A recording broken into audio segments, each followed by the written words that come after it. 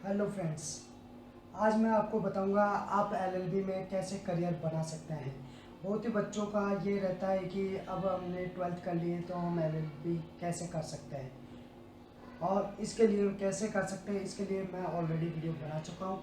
आप मेरे चैनल को सब्सक्राइब कीजिए, फॉलो कीजिए। आपको मेरे हर वीडियो समय मैं डेली हर वीडियो बनाता हूँ तो आपको उसकी नॉलेज मिलती रहेगी।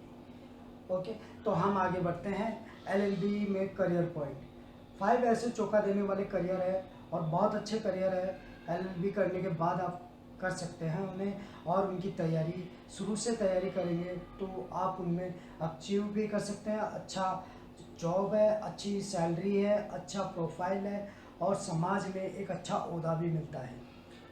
ठीक है, तो आप एलएलबी के अंदर ये सब चीज़ें मैं आपको अच्छे से इसलिए बता पाऊँगा क्योंकि मैं खुद एलएलबी का स्टूडेंट हूँ और ऑलरेडी मैं प्रैक्टिस कर रहा हूँ कंपनी के अंदर एज ए लीगल एडवाइज़र।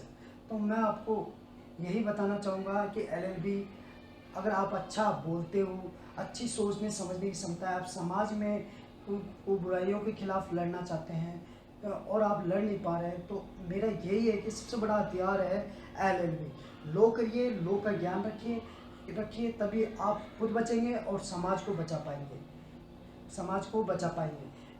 अभी इसके अलावा लो की फुल फॉर्म एलएलबी की फुल फॉर्म होती है बैचलर ऑफ लॉ और एलएलएम की फुल फॉर्म होती है मास्टर ऑफ लॉ। आपने देखा होगा कि कॉन्स्टिट्यूशन में किसी भी तरह का कोई भी न्यायपालिका अपनी मर्जी से भी किसी तरह का कोई कानून नहीं बना सकती है।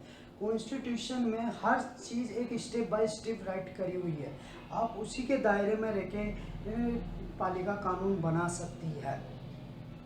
अगर कोई व्यक्ति किसी का मर्डर कर देता है तो वो भी उसमें लिखा हुआ है कि उसे कितनी सज़ा देनी है, कितना उसने अपराध करा है, उसे कितनी सज़ा कितने समय के लिए देनी है। तो हर चीज़ स्टेप बाय स्टेप हमारे कॉन्स्टिट्यूशन में लिखा हुआ है और उसके पैरेलल में रहकर कानून को बनाना होता है। अब मैं आगे आपको बताऊंगा कि इसमें क्या 6 करियर अपॉर्चुनिटी है। सबसे पहले इसमें करियर अपॉर्चुनिटी है आरजेएस। आरजेएस एक ऐसा करियर है, हर बंदे का सपना होता है एलएलबी करने वाले का कि वो आरजेएस की तैयारी करे। तो आप आरजेएस की तैयारी पहले से ही स्टार्ट करें और थोड़ी नॉलेज रहती है और थोड़ी कुछ नॉलेज आपको एलएलबी के दौरान मिलेगी, क्योंकि माइंड क्या होता है फ्रेश रहता है ना, तो सीखने का भी मन करता है। तो अगर आपको नॉलेज रहेगी तो आप आरजेएस का एग्ज़ाम फाइट कर जाओगे। बहुत ईजी एग्ज़ाम होता है, ज़्यादा हार्ड नहीं होता है, थोड़ा सा ध्यान देके पढ़ाई करनी होती है। इसमें बहुत अच्छा करियर है, इसमें बहुत अच्छा पैसा मिलता है। इसके अलावा आप समाज में एक बहुत अच्छा ओहदा पाते हैं। इसके अलावा एडीजे सीजे, आप एडीजे और सीजे के लिए भी फाइट कर सकते हैं। एडीजे एडिशनल डिस्ट्रिक्ट जज होता है, सीजे एक प्राइमरी जज होते हैं।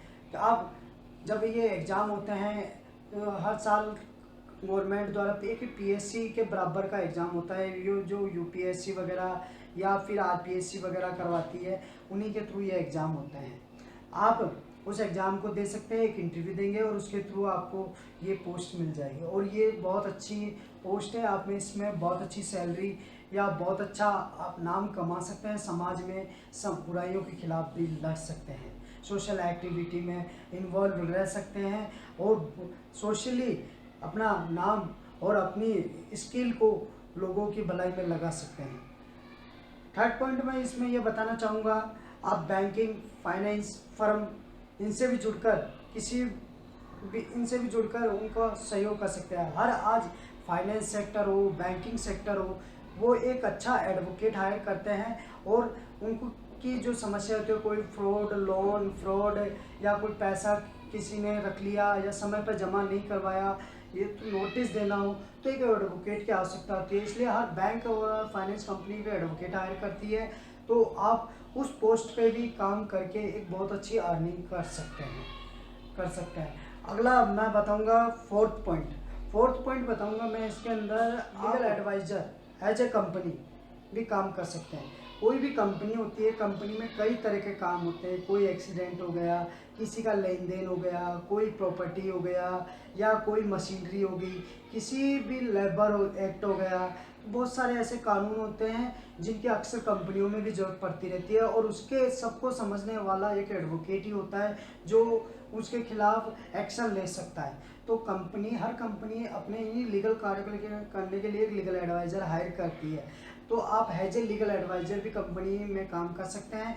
एक बहुत अच्छी सैलरी मिलती है, और आप उसमें एज ए लीगल एडवाइज़र अपना नाम कमा सकते हैं, और आपकी ग्रोथ ही होती है। ये बहुत अच्छा धांसू जिसे बोलते हैं धमाकेदार अपॉर्चुनिटी है। इसके बाद मैं बताऊंगा फिफ्थ पॉइंट यह है कि अगर किसी भी तरह की कोई इस CJ, ADJ, RJS या लीगल एडवाइज़र या बैंकिंग फाइनेंस किसी भी सेक्टर में नहीं जाना चाहता है, तो प्रोफेशनली एडवोकेसी के थ्रू भी वह एक समाज में नाम कमा सकता है, प्रैक्टिस कर सकता है, अपने खुद की स्किल से प्रैक्टिस करके अच्छे क्लाइंट बना सकता है, और एक प्रोफेशनल लाइन को पकड़ के, चाहे वो प्रॉपर्टी लॉ हो, चाहे वो क्रिमिनल हो, चाहे इनकम टैक्स हो, किसी भी एक स्किल को पकड़ के वो अपना करियर को आगे बढ़ा सकता है। अगर इस तरह से वो ग्रोथ कर सकता है। तो इस प्रकार ये 5 टिप्स है जिसमें ये ऐसे चौंका देने वाले करियर है जो कि LLB के बाद ही आप कर सकते हो। और LLB मैं यही सजेशन रहेगा, LLB उसे ही करनी चाहिए जिसे समाज में कुछ अच्छा करना है, समाज में कुछ बुराइयों के खिलाफ लड़ना है। ऐसा नहीं कि टाइम पास के लिए आप LLB करो, क्योंकि आप इसमें करियर नहीं बना पाओगे। क्योंकि LLB एक एडवोकेट होता है जो कि कंपनी का एडवाइज़र होता है, फाइनेंसर का एडवाइज़र होता है, और अगर वो गवर्नमेंट पोस्ट पर है तो एक गवर्नमेंट का एडवोकेट होता है। अगर एक जिम्मेदारी होती है, अगर वो इस जिम्मेदारी को ही अगर अच्छे से नहीं कर पाएगा तो उसका एडवोकेट होना बेकार हो जाता है, उसे नौकरी से भी निकाल दिया जाता है या उसका लाइसेंस रद्द कर दिया जाता है। तो इस प्रकार मैं यही कहना चाहूँगा, अगर अच्छे काम करना चाहते हो और आपको डिबेट करने की आदत है या समाज में तो ग्रो करना चाहते हो तो आप LLB कीजिए, मेरा यही सजेशन है। ओके, थैंक यू, बाय, मिलते हैं नेक्स्ट वीडियो में।